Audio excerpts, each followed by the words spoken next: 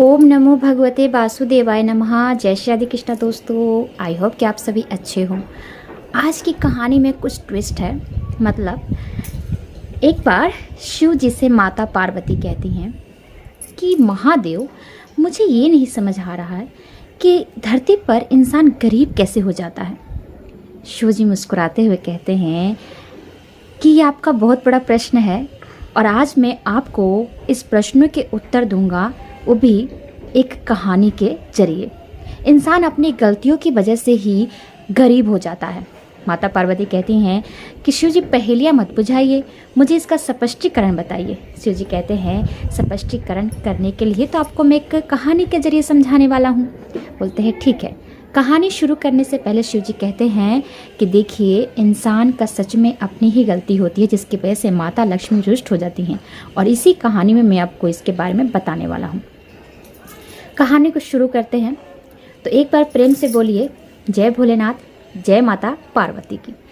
और शुरू करते हैं कहानी। अगर आप माता पार्वती शिव जी को बहुत मानते हैं तो कमेंट बॉक्स में जय भोलेनाथ, हर हर महादेव, या फिर आप जिस देवता को मानते हैं ना उन्हें लिखिए, क्योंकि भगवान तो एक ही हैं, अलग अलग रूप में नाम में है, लेकिन आप किसी भगवान को पूछते हैं तो आप पर जरूर कृपा करते हैं, कल्याण करते हैं। चलिए शुरू करते इस कहानी को। भोलेनाथ कहते हैं कि देवी पार्वती ध्यान से सुनिएगा इस कहानी को। माता पार्वती चुपचाप बैठ जाती हैं इस कहानी को सुनने के लिए कि आखिर इंसान गरीब कैसे होता है। माता पार्वती ध्यान मगन में बैठ जाती हैं और शिव जी शुरू करते हैं कि देखिए, बहुत पुराने समय की बात है। एक नगर में एक सेठ रहते थे। सेठ जो कि बहुत अमीर थे, उनके पास किसी चीज़ की कमी नहीं थी। उनके 4 बेटे, 4 बहुएं, पोता पोती सब आपस में मिलजुल कर रहते थे। सब आपसी प्रेम था उन सबका, और सभी एक दूसरे के प्रति प्रेम भावना, यानी कि हर चीज़ के लिए तैयार रहते थे। किसी को कष्ट हो सब साथ देते थे। ऐसे ही कई दिन गुजर गए और सेठ को एक दिन सपने में माता लक्ष्मी आती हैं। बोलती हैं कि सेठ, मैंने आपके यहाँ पूरे 30 साल बिता लिए हैं, अब मैं आपके यहाँ से विदा लेना चाहती हूँ। ये सुनकर सेठ कहते हैं नहीं नहीं नहीं माता लक्ष्मी, ऐसा मत करिए।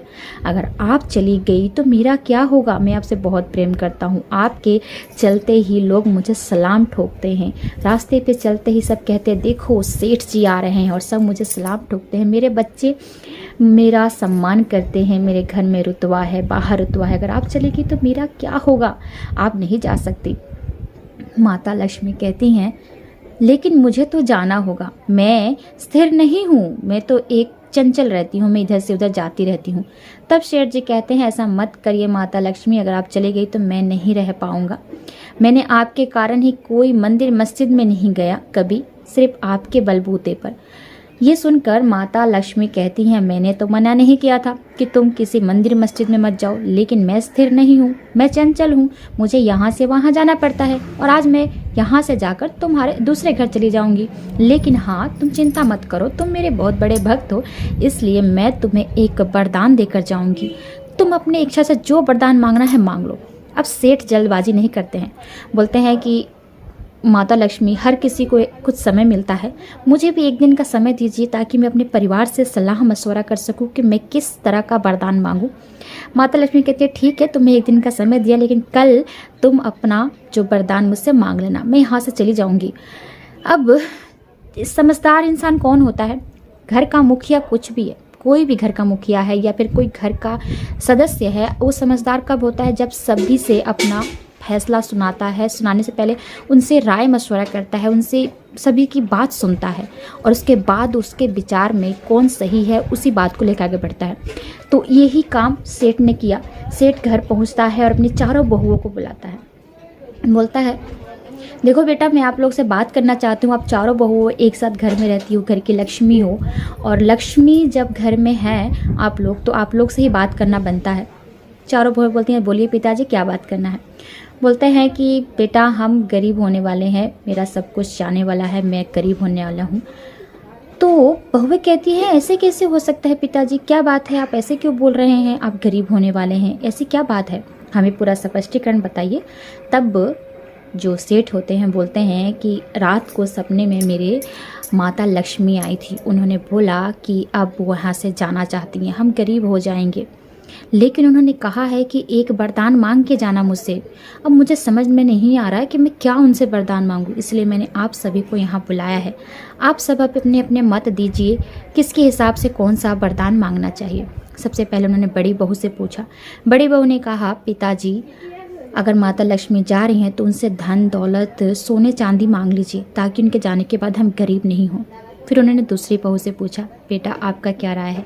दूसरी ने कहा कि आप ना शहर के जितने कॉलेज स्कूल हैं ना, और जितने भी कॉलेज स्कूल हैं वो अस्पताल है, उन सबको मांग लीजिए ताकि माता लक्ष्मी जाएं तो हमारे वहाँ पर कारोबार चलते रहें, फिर भी हम गरीब ना हो सके।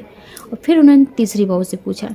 तीसरी बहू ने कहा कि पिताजी मेरा मानना तो ये है कि आप पूरा यहाँ के जितने भी खेत हैं ना सभी को मांग लीजिए, ज़मीन को मांग लीजिए ताकि हम अपने उसमें अनाज उपजा कर अपना कारोबार शुरू करके रखें, गरीब ना हो सके। अब चौथी बहू चुपचाप इन सब की बातें सुन रही है, बैठी हुई है। पिताजी कहते बेटा आप नहीं बोलोगे कुछ। तो बोलती है, पिताजी मैं क्या बोलूँ, मुझे धन दौलत ज़मीन और ये अस्पताल स्कूल से क्या मतलब है। मैं तो आपको राय देना चाहूँगी कि आप सिर्फ माता लक्ष्मी से ये वरदान मांगिएगा कि हम चारों देरानी जेठानी में न प्रेम बना रहे, हमारे पति एक साथ मिलकर एकता के साथ काम करते रहें, कभी लड़ाई झगड़ा ना हो, प्रेम बना रहे, शांति बनी रहे। अब सेठ को समझ में नहीं आ रहा कि चारों बहुओं की किसकी बात माने। कहते हैं ठीक है, चले जाते हैं अपने कमरे में, दिन भर इस बारे में सोचते हैं। रात होती है, वो सो जाते हैं। सपने में फिर माता लक्ष्मी आती हैं, बोलती हैं सेठ उठो और मुझे बताओ कि तुम्हारा क्या वरदान है। मैं यहाँ से अब जाने का मेरा समय हो रहा है, मैंने तुम्हें 1 दिन का मोहलत दिया था। सेठ कहते हैं कि मैंने बहुत सोचा समझा, मेरी चारों बहुओं से मैंने राय मशवरा किया, मुझे अपनी चौथी बहू का बात सही लगा और मैं आपसे यही वरदान मांगना चाहता हूँ। तभी बीच में रोकते हुए माता लक्ष्मी कहती हैं, रुको, वरदान एक ही मांगना, मैं 2 या 3 वरदान लेने वाली नहीं हूँ। सेठ कहते हैं चिंता मत करिए माता लक्ष्मी, मैं सिर्फ एक ही वरदान मांगूंगा आपसे। मुझे पता है आप चली जाएंगी तो हम तो गरीब हो ही जाएंगे, लेकिन एक वरदान आपने देने का वादा किया है तो एक वरदान हमें देकर जाइए। माता लक्ष्मी बोलती हैं बोलो क्या है तुम्हारा वरदान। तो बोलते हैं कि मैं चाहता हूँ कि आप तो चले जाएंगे, गरीब हो जाएंगे, लेकिन मेरे घर में सुख शांति प्रेम बना रहे, मेरे चारों बहुएं आपस में मिलकर जैसे रहती हैं वैसे ही रहें, मेरे चारों बेटे एक साथ जैसे मिलकर बिजनेस कर रहे हैं वैसे ही करें, बस लोगों में भी मेरा प्रेम बना रहे, यानी कि जैसे मैं चाहता हूँ सब मेरा आदर सत्कार करते वैसे ही करते रहें, घर में मेरे सुख शांति प्रेम रहे। ये सुनकर माता लक्ष्मी कहती हैं सोच लो, यही वरदान चाहिए कि और कुछ चाहिए। बोलते हैं मैंने सोच लिया माता लक्ष्मी, मुझे यही चाहिए। माता लक्ष्मी ने 2-3 वर्ष पर जोर डाला कि सोच लो, बाद में पछताना मत। बोलते हैं नहीं, मुझे यही वरदान चाहिए। अब माता लक्ष्मी मुस्कुरा देती हैं, खुश हो जाती हैं, बोलती हैं दिया तुमको वरदान और आज से मैं तुम्हें भी छोड़कर कहीं नहीं जाने वाली हूँ। सेठ कहते हैं ऐसे कैसे माता लक्ष्मी, आपने तो कहा था कि आप स्थिर नहीं हैं, चली जाएंगी, फिर कैसे आज ऐसे बोल रहे हैं। बोलते हैं कि क्या करूँ, जहाँ पर प्रेम शांति सुख शांति है, आपसी प्रेम है, आपसी लगाव है, मैं उस घर को छोड़ के कैसे जा सकती हूँ। तुमने तो वही वरदान मांग लिया, तुम्हारे घर में प्रेम रहेगा सुख शांति रहेगा, तब मैं उस घर को छोड़कर जा ही नहीं सकती। क्योंकि याद रखना मैं वहीं रहती हूँ जहाँ लोग आपस में प्रेम से रहते हैं, जहाँ कला कलेश रहता है मैं वहाँ कभी नहीं जाती। जहाँ घर में साफ सफाई स्वच्छता का ध्यान रखा जाता है, आपसी प्रेम रहता है, हंसी ठिठोली की आवाज़ आती है, मैं उसी घर में प्रवेश करती हूँ और किसी घर में प्रवेश नहीं करती। ये सुनकर सेठ खुश हो जाता है कि माता लक्ष्मी जो है मुझे छोड़कर नहीं जा रही। तो दोस्तों इस कहानी से हमें यही सीख मिलता है कि जिस घर में कलह क्लेश नहीं होता है, आपसी प्रेम रहता है, लोग एक दूसरे को समझते हैं, आपस में मिलजुल कर रहते हैं, खाना या फिर बातें करना या फिर कुछ राय मशवरा करना सब आपस में मिलकर बैठ के करते हैं, तो माता लक्ष्मी का आगमन खुद हो जाता है। लेकिन जहाँ पर क्लेश रहता है ना, माता लक्ष्मी कभी वहाँ एंटर नहीं करती हैं। तो उम्मीद करती हूँ कि कहानी पसंद आएगी। तब माता पार्वती बोलती हैं कि मुझे आपकी इस कहानी से सब कुछ समझ आ गया कि लोग गरीब कैसे होते हैं और माता लक्ष्मी किससे रुष्ट होती हैं। तो उम्मीद करती हूँ कहानी पसंद आई होगी। चलिए आपसे मैं मिलती हूँ अगली वीडियो में, तब तक के लिए आज्ञा दीजिए। राधे कृष्ण।